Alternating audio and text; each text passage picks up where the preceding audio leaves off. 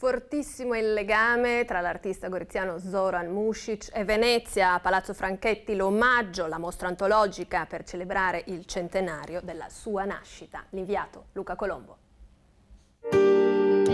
Zoran Mušić ti viene incontro regale e lieve dalla penombra amica dell'Istituto Veneto di Scienze, Lettere e Arti a Venezia. Era nato vicino a Gorizia un secolo fa, quando era ancora asburgica. Slave le radici, il Carso è rimasto il suo paesaggio più vero, Venezia la città importante. Mušić vi ha trovato il suo oriente, è tornato qui dal campo di sterminio nazista di Dachau. A Venezia ha vissuto lungamente fino alla fine nel 2005 con Ida Barbarigo, la moglie pittrice.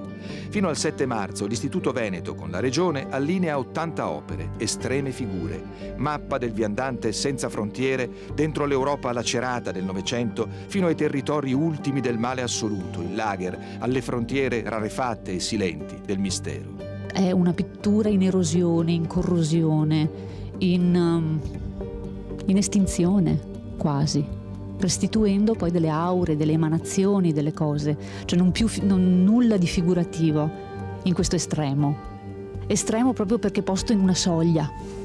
È una progressiva carsicizzazione dell'uomo Mušić anche nei ritratti.